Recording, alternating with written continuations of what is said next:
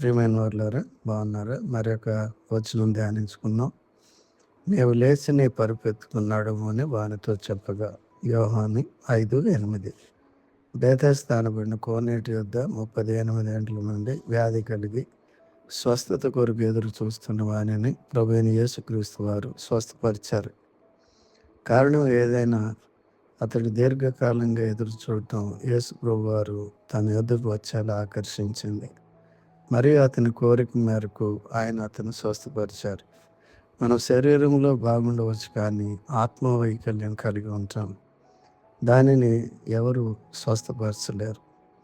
అది యేసు ప్రభు మాత్రమే, మరియు యేసు ప్రభు ఒక్కరు మాత్రమే స్వస్థత పరచగలరు.